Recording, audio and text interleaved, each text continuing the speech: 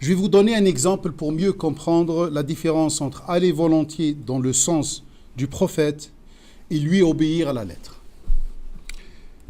Vous pouvez lire chez Nasa'i ces paroles attribuées au prophète alayhi salam, et qui pose déjà un grand problème, un grand problème au niveau social.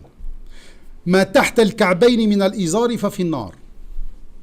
La partie de l'habit qui est au-dessous de la cheville sera dans le feu.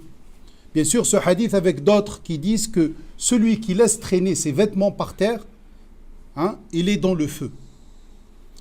Attention, Rasoul l'a dit à une époque où la majorité des gens s'habillent à peine. Ils cachent à peine leur nudité puisque le tissu était très cher. C'est pas comme maintenant on a des machines. À l'époque, des habits complets d'un homme, il faut 5 ans pour une femme pour les tisser. Alors le prophète sallallahu alayhi wa sallam, il a détecté directement qu'il doit appliquer ce verset. Parce que le prophète aussi, Allah lui dit, applique le Coran. Ce verset qui dit وَآتِ ذَا الْقُرْبَ حَقَّهُ وَالْمِسْكِينَ وَابْنَ السَّبِيلِ وَلَا تُبَذِّرْ تَبْذِيرًا. Donne ce qui est dû aux proches et aux diminués et aux voyageurs, et ne sois pas dans le gaspillage. Alors Rasoul sallallahu alayhi wa sallam a considéré que c'est du gaspillage, et bien sûr il était en train de combattre le gaspillage. Ok. Si je suis dans l'obligation d'appliquer ce récit, qu'est-ce que je fais? Je vais dire aux gens, comme le disent beaucoup,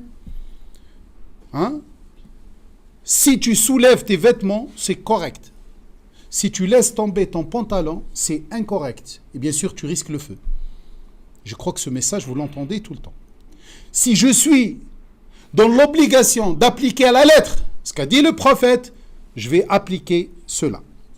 Bien sûr, c'est contraire à l'obligation d'aller volontairement dans ce sens. À l'obligation de ta'a. Si je suis dans l'obligation de ta'a, je vais automatiquement comprendre que mon combat actuel, c'est combattre ce gaspillage.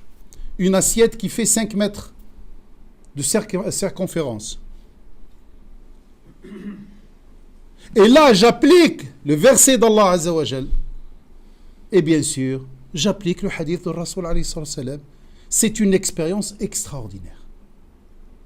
Alors, il y a une différence entre appliquer à la lettre ce qui vient dans les hadiths et appliquer l'esprit de la lettre, l'esprit du hadith. Wallah ya jama'a, si on comprend cela, le problème est réglé. Simplement maintenant, on profite pour interdire ce qu'Allah n'a pas interdit en utilisant le hadith de Rasoul sallallahu alayhi wa sallam.